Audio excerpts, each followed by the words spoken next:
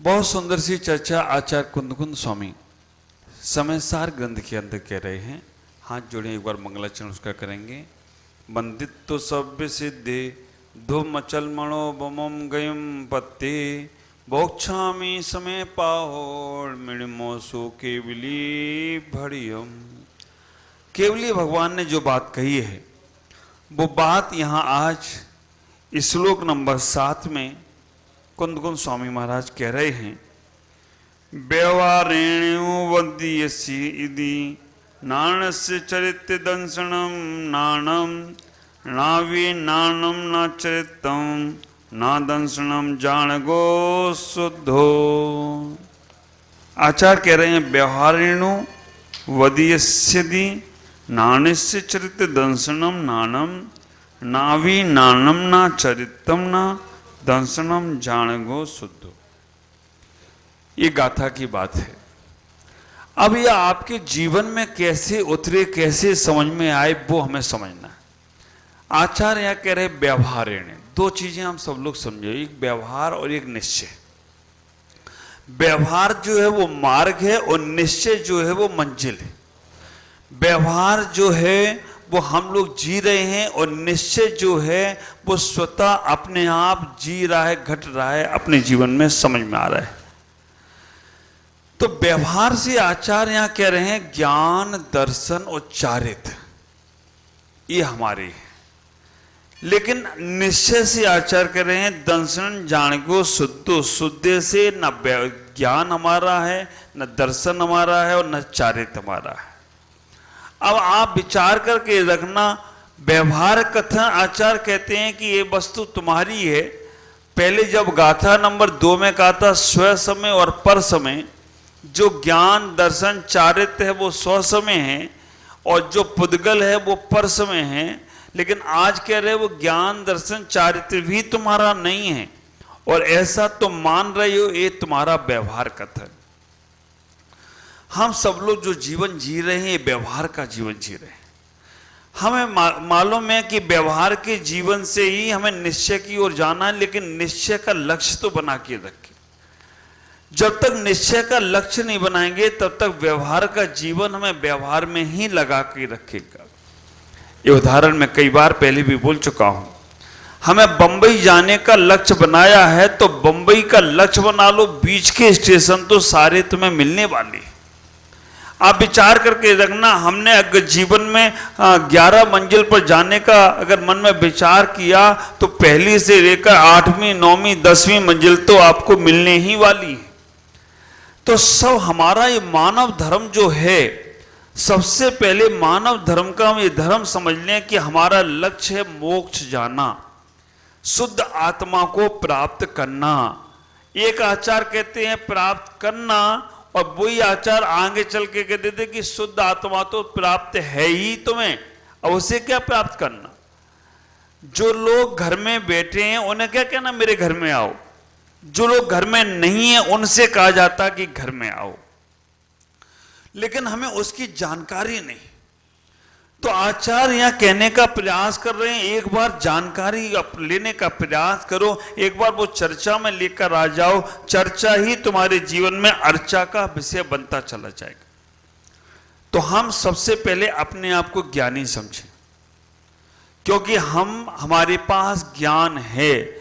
दीवालों के पास ज्ञान नहीं है, कुर्सी के पास ज्ञान नहीं है, कैमरे के पास ज्ञान नहीं है। ज्ञान है तो वो जीव के पास है। ये हमारे अंदर एक भावना, जहां जहां जीव है वहां वहां ज्ञान है, और जहां जहां ज्ञान है वहां वहां जीव है। ऐसा मन में विचार आना चाहिए। एक इंद्रिय पेड़ पौधों के पास भी ज्ञान है, हवा के पास ज्ञान है, अग्नि के पास ज्ञान है, पेड़ पौधों के पास ज्ञान है। आप विचार करके रखना, इन सबके पास ज्ञान है। चलो थोड़ा कोई गला भी खराब होता है, सब माइक की गलतियां नहीं है, कुछ हमारे गले की भी गलतियां होंगी। तो आप विचार करना कि हम ये पहले समझ लें कि जो ज्ञान है उस ज्ञान का सदुपयोग किसमें है। उस ज्ञान का सदुपयोग हम पहले समझने का प्रयास करें। अच्छी बुद्धि में दो चीजें समझना, विचार, विचार और शब्द, ये आपके ही प्रोजेक्ट है। जो तुम विचार अपने मन में लाना चाहते हो उसके मालिक तुम खुद हो, और जो शब्द मुख से निकालना चाहते हो उसके भी मालिक खुद हो। विचार और तुम्हारा व्यवहार, इसके मालिक तुम खुद हो। अगर तुम्हारे अच्छे विचार होंगे तो तुम्हारी अच्छी जीवन की रूपरेखा बनेगी, और अच्छे विचारधारा नहीं होगी तो आप विचार करके रखना, कितना भी प्याज खाने वाले को लहसुन की सुगंध मिलने वाली नहीं है ना। प्याज खाए और वो कहे कि मुझे मेरे शरीर में से खुशबू केसर की आना चाहिए, होने वाला नहीं। आप विचार करके रखना, दूसरों को गलत कहे, वो सोचे कि लोग मुझे अच्छा कहें, ये होने वाला नहीं है। दूसरों के लिए वो गलत गड्ढे खोदे और सोचे कि मेरे लिए कोई गड्ढे ना खोदे, ऐसा होने वाला नहीं है। ज्ञान इस बात को बताने का प्रयास करता है कि जैसा कर्म करोगे वैसा फल देगा भगवान। ये है गीता का भी ज्ञान। तो जब हमारे पास ये ज्ञान आ जाए कि ज्ञान, दर्शन, चारित्र, ज्ञान का मतलब है जानना, दर्शन का मतलब है श्रद्धा करना, चारित्र का मतलब है आचरण में उतारना। किसी भी वस्तु को तुमने जान लिया, समझ लिया कि ये वस्तु ये है, तो समझना तुम्हें ज्ञान हो गया। पेन, ये पेन है, इस पेन को हमने अगर जान लिया तो ये ज्ञान हो गया, और ये पेन से लिखा जाता ऐसा सिद्धांत किया तो ये दर्शन हो गया। और अगर इससे लिखना शुरू कर दिया तो ये तुम्हारा चारित्र हो गया। ये तीनों चीजें तुम्हारे पास है। आप मनुष्य हैं, ये आपने जान लिया। मनुष्य के कर्तव्य क्या हैं उसे समझने लग गए, ये आप मनुष्य के कर्तव्यों को समझने लग गए, सिद्धांत हो गया। और मनुष्य के कर्तव्यों का पालन करने लग गए तो तुम मनुष्य हो गए। ख्याल करो, दो प्रकार के मनुष्य होते हैं, एक आकृति के मनुष्य और एक आचरण के मनुष्य। आकृति के मनुष्य और आचरण के मनुष्य में इतना ही अंतर है कि आकृति का मनुष्य केवल देखने में सुंदर लगता है, और आचरण का मनुष्य अपने जीवन को आनंद बनाने में और दूसरे के जीवन को आनंद में को देने में कारण बनता है। एक छोटा सा उदाहरण मैं आपको दे रहा हूं। दर्शन, ज्ञान, चारित्र, ये तीनों चीजें हर जीव के पास है। हर जीव के पास, किसी के पास मिथ्या है और किसी के पास सम्यक है। एक इंद्रिय से लेकर पंचेंद्रिय तक के सभी जीवों के पास जो दर्शन, ज्ञान, चारित्र है वो सब मिथ्या है। पंचेंद्रिय जीव जो मनुष्य हैं, देव हैं, नारकी हैं, तिर्यंच हैं, इनके पास सम्यक भी हो सकता है और मिथ्या भी हो सकता है। सम्यक दृष्टि श्रावक, इनके पास सम्यक ही दर्शन, ज्ञान, चारित्र होगा। मुनिराज, इनके पास भी सम्यक दर्शन, ज्ञान, चारित्र होगा, लेकिन व्यवहार वाला होगा। जब ये दर्शन, ज्ञान, चारित्र से निकलकर जब वो ज्ञायक भाव में जाएंगे तो वो शुद्ध निश्चय की अवस्था होगी। वो बहुत ऊपरी अवस्था है, लेकिन हमें जानकारी होना चाहिए, मालूम होना चाहिए। एक छोटा सा उदाहरण, एक व्यक्ति सोचता है कि मुझे अपने जीवन में बहुत कुछ करके दिखाना है। सोचता बहुत है, मुझे ये करना है, मुझे वो करना है, मुझे ऐसा करना है, मुझे वैसा करना, बहुत सोचता है, लेकिन करता कुछ भी नहीं। वो व्यक्ति तीन प्रकार के व्यक्तियों में से जघन्य प्रकार का व्यक्ति है। एक व्यक्ति सोचता है मुझे करना है, करने के लिए शुरुआत करता है, लेकिन कठिनाई आती हैं तो वो कार्य को छोड़ देता है। वो व्यक्ति मध्यम प्रकार का व्यक्ति है। एक व्यक्ति ऐसा भी है कि जो सोचता है मुझे करना है और करके दिखाता है, वो उत्तम प्रवृत्ति का व्यक्ति है। आप विचार करके रखना, जो भी कार्य आप सोचते हैं कि मुझे ऐसा करना है, मुझे वैसा करना है, बहुत विचार करते हो, बहुत, और विचार के पूर्वक ही अगर कार्य करोगे तो सफलता मिलने वाली है। अनविचारे कार्य कर दो, लग गया धूल में लट तो लग गया, नहीं तो क्या है मेहनत चल रही है, काम करे जा रहे। एक बार जंगल के राजा बंदर को बना दिया गया, जंगल का राजा बंदर बना दिया गया। और जंगल का राजा जब बंदर बन गया, हुआ ये कि शेर हिरन को बच्चे को पकड़ने गया। तो हिरन पहुंचा, आप जंगल के राजा हो, शेर से मेरे बच्चे को बचाओ। तो बंदर गया दौड़ता हुआ, इस पेड़ से उस पेड़ पे छलांग लगाए, उस पेड़ से इस पेड़ पे छलांग लगाए, बहुत छलांगे लगाए, यहां से वहां, वहां से यहां, खूब छलांगे लगाने के बाद भी हिरन ने कहा कि मेरे बच्चे को बचाओ। बंदर ने कहा मेहनत मैं पूरी कर रहा हूं, बचे या ना बचे तुम्हारे बच्चे के ऊपर। आप विचार करके रखना, हम जीवन तो पूरा जी रहे हैं, अब ये जीवन परमात्मा बने या ना बने तो कर्म के ऊपर है, हम पराधीन हो जाएंगे। हमें इतना ही सोचना है कि हम अपने जीवन में बहुत कुछ कर सकते हैं अगर हमने प्लानिंग से कार्य किया, सोच समझ के कार्य किया, विचारधाराओं से कार्य किया। और अनसोचे करते जाओ, खूब करना, मेहनत सफलता नहीं मिलेगी। बड़े बड़े काम इंजीनियर लोग, आप विचार करके रखना, चुटकी बजाते ही सॉल्यूशन निकाल देते हैं और कार्य कर लेते हैं। और वो मजदूर 24 घंटे लगा रहता है, फिर भी कार्य नहीं कर पाता है, क्योंकि बिना प्लानिंग के कार्य कर रहा है। तो हमें इतना विचार करना है, हमें अपने जीवन को कैसे उस मानवता को सार्थक करना है, उस मानवता को उस परम तत्व के साथ जोड़ना है। ये मानव पर्याय तुम्हें बार बार मिलने वाली नहीं है, ये मानव पर्याय तुम्हें बार बार मिलने वाली नहीं है। इस मानव पर्याय में एक बार जो तुम्हारी वस्तु तुम्हारे पास है, उपलब्धियों के साथ है, उसे तुम पाने का प्रयास करो। हम मंदिर जाते हैं, गुरुओं के पास जाते हैं, इससे यात्रा पूर्ण होने वाली नहीं है, इससे मार्ग मिलेगा। केवल मंदिर जाओगे, गुरुओं के पास जाओगे, स्वाध्याय करोगे, इससे केवल तुम्हें मार्ग मिलेगा, लेकिन मार्ग पर चलना तो तुम्हें ही पड़ेगा। और जब तुम चलने लगोगे, हर कदम तुम्हारी मंजिल की दूरियों में नजदीकियां लाना प्रारंभ कर देगा। हर कदम, जितने कदम तुम चलोगे उतनी तुम्हारी मंजिल नजदीक होती जाएगी। जब बगई गांव में था तब लग रहा था कि बरपेटा 50 किलोमीटर, आज कितना है बरपेटा? 0 माइल्स हो गया। क्योंकि चले, अगर बगई गांव में बैठे बैठे सोचते रहते कि बरपेटा 50 किलोमीटर कैसे पहुंचेंगे, तो हम शायद पहुंचते नहीं। इसी प्रकार से आपको लगता है कि परमात्मा का दरबार बहुत ऊंचा है, भगवान बनना बहुत मुश्किल है, भगवान तक की यात्रा बहुत मुश्किल है। मैं कहता हूं जब तक चले नहीं तभी तक मुश्किल है। एक बार चलना प्रारंभ कर देखो, एक बार आप उस मार्ग को समझने का प्रयास करो, आप अपने आप को जानने का प्रयास करो। जैसे जैसे तुम जानने लग जाओगे अपने आप को, फिर तुम्हें अपने आप को नहीं जानना, दुनिया तुम्हारे बारे में जानने का प्रयास करेगी। जैसे जैसे तुम अपने आप को समझने लग जाओगे, फिर तुम्हें अपने आप को नहीं समझना, दुनिया तुम्हें समझने के लिए प्रयास करेगी।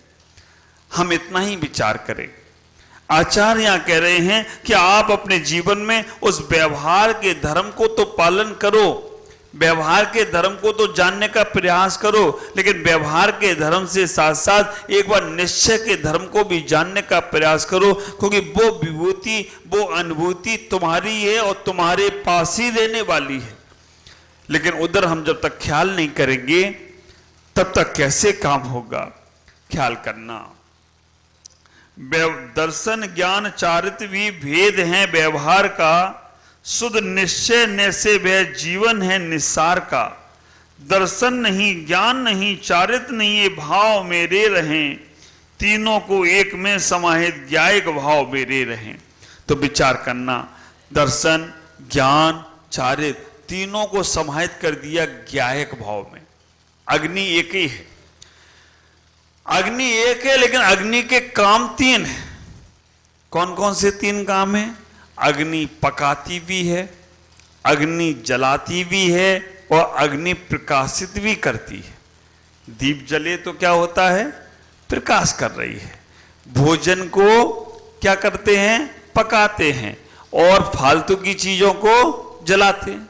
तो अग्नि तो एक ही है, लेकिन अग्नि के काम तीन हैं।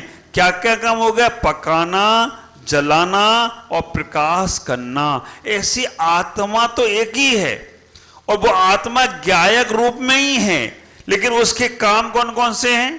तीन। कौन कौन से काम हैं? हाँ, आत्मा के तीन ही काम हैं, जानना, सिद्धांत करना और आचरण में लाना। ये तीनों काम हमें दिख रहे हैं, लेकिन हैं तीनों काम किसके? आत्मा के। और ये तीनों को जो एक साथ देखता है वो ही ज्ञायक भाव है। वस्तु को वस्तुकार के साथ एक साथ देखने का भाव। जल भी देखो, पानी के भी तीन रूप हैं। कौन कौन? पानी के तीन रूप हैं। एक पानी पानी के समान रहता है। पानी को अगर फ्रिज में रख दें तो क्या हो जाता है? बर्फ हो जाता है। और पानी को अगर अग्नि के ऊपर रख दे तो क्या हो जाता है? भाप बन के उड़ जाता है। आप विचार करके रखना, वो पानी के भी तीन रूप हैं। अगर पानी शांत रहता है, सरल रहता है, जल रहता है, लोगों की प्यास बुझाने में काम में आता है, हर काम में आता है। अब विचार करके रखना, अगर उसी जल को फ्रिज में रख दिया जाए तो बर्फ बन जाता है, और उसी जल को अगर अग्नि पे रख दिया जाए तो भाप बनकर उड़ जाता है। ऐसे ही ये आत्मा, आप विचार करके रखना, ये आत्मा जो तुम्हारे शरीर में है, हर किसी के पास है, सहज है, सरल है, इसको इसके गुणधर्म अभी मालूम नहीं है। लेकिन अगर हम इसको अहंकार में, काम क्रोध में, अगर ईर्ष्याओं में, बेमनस्ताओं के फ्रिज में रख देंगे तो ये आत्मा कैसी हो जाएगी? अहंकारी हो जाएगी। अगर विषय कामनाओं में इस जीव को लगा लिया तो समझ के रखना, विषय कामनाओं की फ्रिज में अगर ये आत्मा जाएगी तो बर्फ की तरह अहंकारी हो जाएगी। और बर्फ पानी में पूरी डूबती भी नहीं है और पानी में पूरी तैरती भी नहीं है। ख्याल करके रखना, बर्फ की तासीर ठंडी है या गर्म है? खाते समय कैसी लगती है? बाद में क्या प्रभाव दिखाती है? गर्म। तो बर्फ की तासीर पहले देखते हैं तो ठंडी लगती है, लेकिन अब गर्म है, वो कह रही है, पानी में से धुआं नहीं निकलता, काय में से धुआं निकलता है? बर्फ में। वो कह रही ना गर्म हूं मैं, लेकिन हमें लगता है ठंडा है। वो पानी और बर्फ भी गर्म है, उसमें तो धुआं निकलता है। आप अभी नॉर्मल अभी आप चलते हो तो धुआं नहीं निकलेगा मुंह से, लेकिन जब ठंडी पड़ रही हो, ओस पड़ रही हो तो क्या होता है? मुंह में से धुआं निकलता है। तो ऐसे ही मेरे शरीर के जो आत्मा के तीन रूप हैं, पहला रूप है जल के समान जो सहज चल रहा है, इसमें कोई विकल्प नहीं है। लेकिन जैसे ही इसको हमने अहंकार, काम, क्रोध, मान, माया, ईर्ष्या, बेमनस्ता, छल, कपट के रूप में इस ज्ञान को लगाया तो हम बर्फ के समान हो जाएंगे। और आचार्यों ने कहा कि अगर तुमने तपस्या में, संयम में, साधना में, तपस्या, साधना, संयम की अग्नि में इस बर्फ को, इस पानी को रखा तो भाप बनकर उड़ जाए तो कोई आश्चर्य की बात नहीं है। ये शरीर ही भाप बनकर, क्योंकि संसारी व्यक्ति का जब मरण होता है, ख्याल करना, नारकी जीव का जब मरण होता है तो शरीर के प्राण जो निकलते हैं वो कमर के नीचे, पैर से, घुटने से प्राण निकलते हैं। जब तिर्यंच गति में जाने वाले जीव का प्राण निकलते हैं तो नाभि से लेकर हृदय तक वहां से प्राण निकलते हैं। जब मनुष्य गति में जाने वाले किसी जीव के प्राण निकलते हैं तो हृदय से लेकर मुख तक उसके प्राण निकलते हैं। और जब देवगति में कोई जीव जा रहा है उसके प्राण निकलते हैं तो आंखों से प्राण निकलते हैं। और जो निर्वाण जा रहा है उसके लिए प्राण निकलते हैं तो सर्वांग से प्राण निकलते हैं। शरीर में कुछ भी नहीं बचता है, कपुन, नक और केस शेष रह जाते हैं, बाकी का पूरा शरीर उड़ जाता है। ये संपूर्णता से जो मोक्ष जाने वाली जीव का है।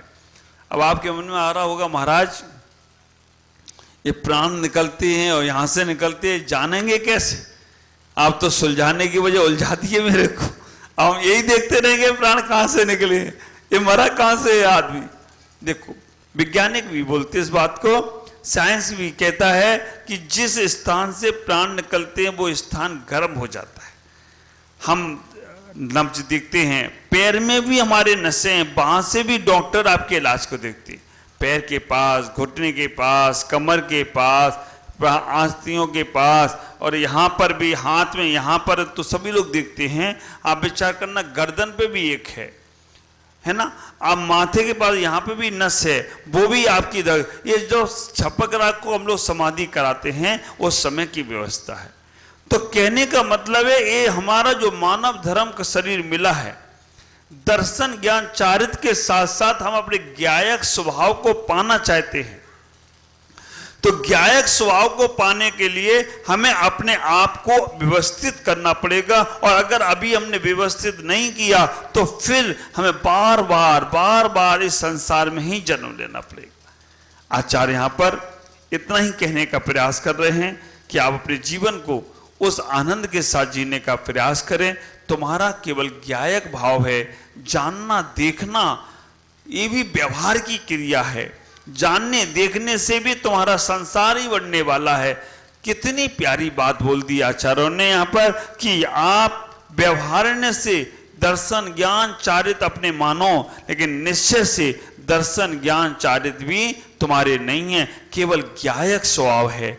जैसे अग्नि अग्नि ही है, अग्नि का काम जलाना, पकाना या प्रकाश करना, ये व्यवहार है। पानी पानी है, लेकिन पानी का कार्य पवित्र होना, बर्फ बनना या भाव बनना, ये व्यवहार है। आत्मा आत्मा ही है, लेकिन आत्मा मनुष्य बनना, त्रियंश बनना, देव बनना, नारकी बनना, ये व्यवहार है। तुम ही हो, लेकिन तुम छोटे होना, बड़े होना, ज्ञानी होना, अज्ञानी होना, ये व्यवहार है। इसे ही समझना है। अब सुंदर होना, असुंदर होना, गोरे होना, काले होना, ये व्यवहार है। और हम इसमें इतने आसक्त हो गए हैं कि निश्चय की वस्तु को हम देख नहीं पा रहे, समझ नहीं पा रहे हैं। ख्याल करना, दो प्रकार के जीव को यह व्यवस्था समझो। एक डॉगी के समान जीव होते हैं और एक शेर के समान, लॉयन के समान होते हैं। डॉगी मतलब कुत्ता और शेर मतलब शेर, समझते हो आप? इन दोनों में खासियत क्या है? आप विचार करके रखना, इन दोनों में खासियत क्या है? शेर को पत्थर मारो तो शेर पत्थर की तरफ नहीं जाता है, मारने वाले की तरफ दौड़ता है। शेर को पत्थर मारा जाए तो शेर मारने वाले की पत्थर की तरफ नहीं जाएगा, पत्थर मारने वाले की ओर झपाटा मारेगा। और कुत्ते को मारो तो कुत्ता पत्थर की तरफ भागेगा, मारने वाले की तरफ देखेगा ही नहीं। ऐसे ही हमारी दृष्टि देखो, हमारे अंदर की दृष्टि समझने का प्रयास करो। किसी ने तुम्हें कुछ बोला और तुमने वो बात पकड़ ली, अब उसी बात को लेकर उलझे पड़े हो, उसी बात को लेकर किसी को नीचा दिखा रहे हो, उसी बात को लेकर सालों साल, वर्षों वर्षों तक दोहरा रहे हो वही बात। और किसी ने तुम्हें कोई बात कही, क्यों कही? क्या अभिप्राय से कही? और कही है तो मेरा ही कोई कर्म उदय में आया होगा इसलिए कही है। तो आप विचार करके रखना, जब आपकी दृष्टि में ये आ जाएगा इसने जो कुछ बात कही है मैंने कभी कहा होगा इसीलिए इसने कहा है, या मेरी कोई गलती हुई है इसीलिए कहा है, या गलती नहीं हुई इसने कहा है। ऐसा तो बहुत से लोग कहते रहते, कहने दो। तो वो शेर की दृष्टि होगी। और अगर तुम्हारी डॉगी की दृष्टि है तो उस बात को पकड़ो, तुमने ऐसा कहा क्यों, ऐसा कहा क्यों, तुमने ऐसा क्यों किया? आप विचार करना, ये भाव दशा तुम्हारी बदलना चाहिए। और जब तक तुम्हारी ये भाव दशा नहीं बदलेगी तब तक तुम्हारा संसार चला रहेगा। शब्दों से ज्यादा अभिप्राय को महत्व दो। शब्द कई बार झूठे होते हैं लेकिन अभिप्राय सत्य हो जाते हैं। माँ भी अपने बच्चे को बोलती है गुस्से में, ऐसा बेटा नहीं होता तो शांति रहती है, हाँ तो मर जाता तो अच्छा होता। और जब उसी बच्चे को जुकाम हो जाए तो मां अपनी चिंता छोड़कर उस बच्चे के पीछे भागती है। आप विचार करना, टीचर भी कई बार अपने स्टूडेंट को खड़ा कर देते, खड़े हो जा, तुझे आता नहीं है, पढ़ नहीं पा रहा है, लेकिन अभिप्राय क्या रहता है, इसको अभी अगर हमने सावचेत कर दिया तो ये भटकेगा नहीं, ये सही मार्ग पर होगा। शब्द तो कई बार गुरु भी अपने शिष्यों को ऐसे बोल देते हैं कि शिष्य बोलते एक गुरु बोल क्या रहे हैं, लेकिन अंदर का अभिप्राय अगर देखा जाए, अगर अब हमने अभी इसको नहीं व्यवस्थित किया तो इस संसार में अव्यवस्थित तो खुद है, लेकिन दुनिया को भी अव्यवस्थित ही करता रहेगा। इसलिए शब्दों से ज्यादा अभिप्रायों पर ध्यान दो। अगर आपस में भी तुम्हारे कोई बात तुमको कह रहा है, समझो, गहराई से लो, तात्कालिक जवाब मत दो। तात्कालिक गधे ने लात मारी है ना, गधे ने भी लात मार दी, कुत्ते को जवाब दिया, भौंका कुत्ते को तुमने, कुत्ते ने फिर भौंक के जवाब दे दिया। ये तुम्हारी समझदारी नहीं है। समझदारी तो वो है किसी ने कुछ कहा उसे सुनो, समझो और जरूरत हो तो उत्तर दो, अन्यथा हर बातों के उत्तर दिए नहीं जाते हैं। आप ये अंदर अपने सिद्धांत लेकर अगर आ गए तो आपको पूरा का पूरा समय सार समझ में आएगा, पूरा का पूरा दर्शन ज्ञान चारित्र की त्रिवेणी समझ में आ जाएगी। हर प्रश्न के उत्तर नहीं दिए जाते हैं। नहीं तो कई बार आपके बच्चे पूछ लेते हैं, पापा आप अपनी शादी में हमको क्यों नहीं ले गए थे, हम भी तुम्हें अपनी शादी में नहीं ले जाएंगे। अब क्या उत्तर दोगे आप वो बच्चा पूछ लेता, पापा आप अपनी शादी में हमको नहीं ले गए और हम भी नहीं ले जाएंगे तुमको, और पापा तुमने मेरी मम्मी से शादी की है, मैं भी तुम्हारी मम्मी से शादी करूंगा। अब बचाओ क्या उत्तर दोगे उसको।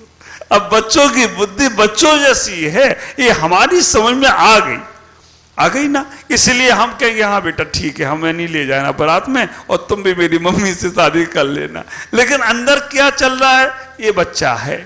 ऐसे ही बस सेम ऐसे ही किसी ने कोई तुम्हें गलत बात बोल दी, समझ लो ना समझ है, और इसको ना समझ को सारे अधिकार है ना।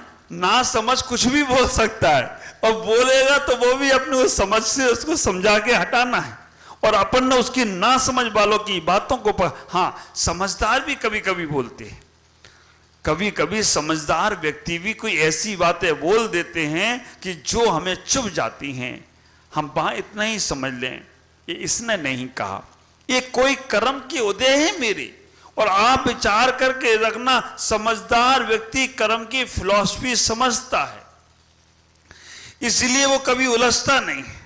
हमारे आचार्यों ने एक बात बहुत प्यारी बोल दी कि जो जैन व्यक्ति होता है वो दुखी नहीं होता है, जो सम्यक दृष्टि होता है वो दुखी नहीं होता है, और जो दुखी होता है वो सम्यक दृष्टि होता ही नहीं है। जैन सो दुखी नहीं और दुखी सो जैन ही नहीं। क्यों कहना पड़ा ऐसा?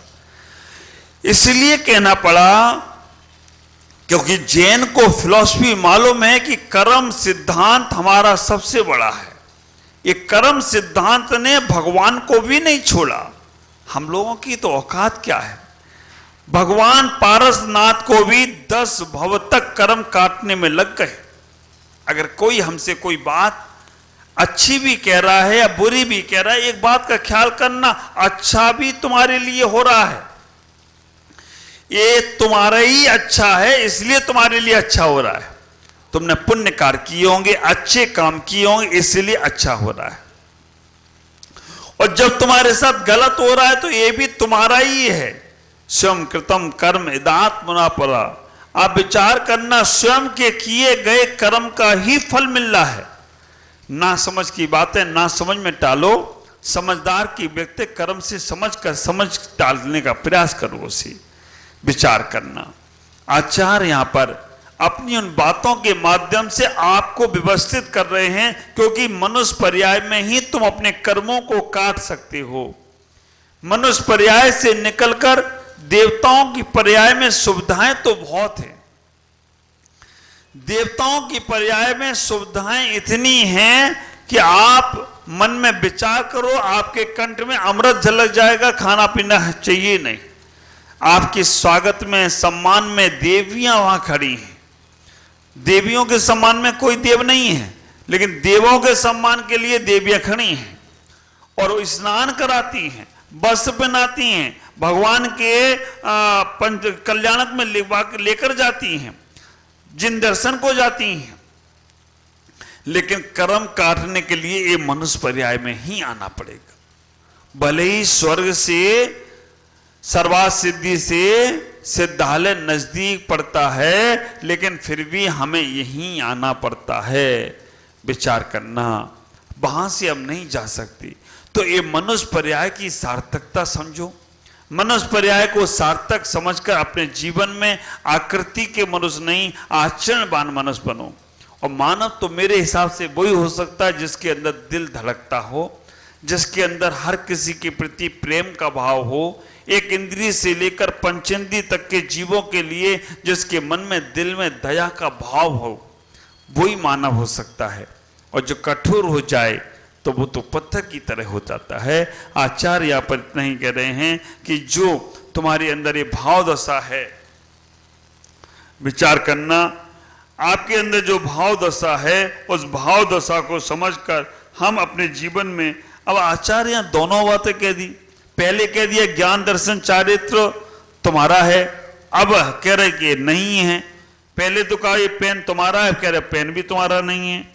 तो आचार्य कह रहे हैं सद्बुद्ध व्यवहार ने से वो बात मैंने कही थी, लेकिन शुद्ध निश्चय ने से वो बात भी मैं कह रहा हूं। कपड़े लत्ते जो तुम्हारे शरीर पर हैं, ये तुम्हारे हैं।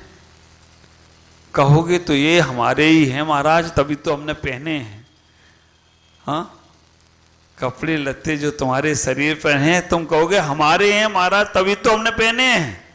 और ये तुम भी समझते हो ये कपड़े लत्ते हमारे नहीं हैं, क्योंकि कपड़े लत्ते तो कपड़े के ही हैं, धागे के। तुम्हारे होते तो जीव होता है इसके अंदर, तुम जीव हो तो कपड़े तुम्हारे कैसे हो सकते हैं? कपड़े तो धागे के बने। ये मकान तुम्हारा है, तुम कहोगे हाँ महाराज मेरे नाम में वसीयत है, मेरे नाम में प्रॉपर्टी लिखी है, मेरी है। आपकी होती तो ये जीव हो गई होती, क्योंकि आप तो जीव तत्व हैं और ये अजीव तत्व है। लेकिन हम व्यवहार में इतने ज्यादा लग गए हैं कि हम हर चीज को अपना बनाने का प्रयास करते हैं। और जब तक ये अपना बनाने की भाव दशा तुम्हारी चल रही है, तब तक तुम्हारा संसार है। ये दृष्टि बदल लो, द्रव दृष्टि और पर्याय दृष्टि। द्रव दृष्टि में कोई भी चीज अशुद्ध नहीं है, और पर्याय भी चीज में कोई भी चीज शुद्ध नहीं है। द्रव दृष्टि का मतलब है जो जीव है वो जीव ही रहेगा, कभी भी पुद्गल कर्म रूप में होने वाला नहीं है, निश्चय में अगर समझेंगे तो। और पर्याय दृष्टि में जीव मनुष्य भी बनेगा, त्रिंच भी बनेगा, देव भी बनेगा, नारकी बनेगा, गोरा भी बनेगा, काला भी बनेगा, सब पर्याय दृष्टि है। तो हम पर्याय दृष्टि से हटकर अपनी निश्चय दृष्टि को पहचानने का प्रयास करें, उस परम तत्व को जानने का प्रयास करें। आप बड़े पुण्यशाली हैं, सौभाग्यशाली हैं, जो थोड़ी धर्म की चर्चा सुनने का समय निकला है, थोड़ा सा तत्व की चर्चा जानने का समय निकालकर आप अपने आप को समझने का प्रयास कर रहे हैं। अगर ऐसा ही भाव आपका रहा तो आप एक दिन जरूर सिद्धालय को प्राप्त करेंगे, क्योंकि आचार्य ने कहा है तत्प्रीति प्रीति चित्ते ने एन वार्तापि सुता निश्चित न भावे ने भावी भाजम निर्वाण। आप विचार करके रखना, जो जिनेंद्र की भगवान की वाणी को प्रीति पूर्वक सुनता है, चित्त लगाकर सुनता है, रुचि के साथ सुनता है, वो निश्चित ही भव्य जीव है और एक दिन भगवत जीव ही निर्वाण को प्राप्त करे तो कोई आश्चर्य की बात नहीं होगी। आज इतनी ही बात कहकर मैं अपनी वाणी को पूर्ण करूंगा, पर आप सबसे इतना जरूर कहूंगा कि आप अपने आप को समझें, क्योंकि बाह्य हमने बहुत कुछ समझ रखा है, बाह्य की वस्तुओं को हमने समझ रखा है। एक धागा भी तुम्हारे साथ जाने वाला नहीं है। आचार्य कह रहे हैं जब ज्ञान दर्शन चारित्र ही तुम्हारा नहीं है तो फिर तुम्हें कर्म बंध कैसे हो सकता है? जब तुम्हारे पास तुम्हारा शरीर नहीं जाएगा तो बाहर की वस्तु तुम्हारे साथ कैसे जाएगी। और एक कोरोना काल में आपने सबने समझ रखा है, कोरोना काल में देखते देखते सब कुछ चले गए, देखते देखते सब कुछ समाप्त हो गया, लेकिन फिर भी हम अभी आसक्तियों से बच नहीं पा रहे हैं। बात बेटा वालों से कहूंगा, मुनियों का सानिध्य प्राप्त हो रहा है, आचार्यों का सानिध्य प्राप्त हो रहा है, उनसे कम से कम अपने जीवन में ध्यान सीखने का प्रयास करना, अपने जीवन में अपने आप में लौटने का प्रयास सीखना, अपने आप में इन वस्तुओं के विकल्पों से बचने का प्रयास सीखना। मैंने पीछे यहां बगई गांव में आदत के संबंध में जब बात कही, आदत, आदमी की आदत होगी। अब जैसे किसी की कोई भी आदत हो, और आदत ऐसी होती है कि वो काम ना हो तो उसे विकल्प शुरू हो जाते हैं। अगर वो मंदिर में 4 पूजा करने की आदत है और 3 ही पूजा हो तो विकल्प शुरू हो जाते हैं। इसलिए क्या कहना पड़ता, आदत बुरी बला है। चाय पीने की भी आदत है तो वो भी तुम्हारी शराब पीने वाले से आदत से ज्यादा खराब आदत है। आप विचार करके रखना, अगर वो तुम्हारा कार्य नहीं हो रहा है उस वक्त तो तुम्हें विकल्प शुरू हो जाएंगे। अब जैसे मेरा है 1 घंटा मौन रखना मुझे, अब 1 घंटा मौन रखना है मुझे, समय फिक्स नहीं किया मैंने, फिर भी रखना है। अगर वो मौन में ना रख पाऊं तो मन बार बार कहता है कि मौन नहीं रखा अभी तक, मौन नहीं रखा अभी तक, मौन। अरे मैंने कहा ये मौन से ज्यादा तो ये रखने का विकल्प शुरू हो जाता है, और वो नहीं रखे तब तक मन को शांति नहीं मिलती है। फिर मन को समझाते हैं, मन को कहने का प्रयास करते हैं, हाँ रखेंगे। आदत का मतलब है कि जो तुम करने लग गए हो बस वो चीजें ही तुम्हें सही लग रही है, नहीं। आदत का मतलब तीनों अच्छा समझ लो। जो तुम्हें आदर्शवादी बनाए, जो तुम्हें आचरणवान बनाए, जो तुम्हें आचार से पद से लेकर अरिहंत की यात्रा कराए, जो तुम्हें दयावान बनाए, जो तुम्हें देने वाला बनाए, जो तुम्हारे अंदर दया वृत्ति लाने का प्रयास करे, बुद्धा। और जो तारने वाला हो, तपस्वी में बनाने वाला हो,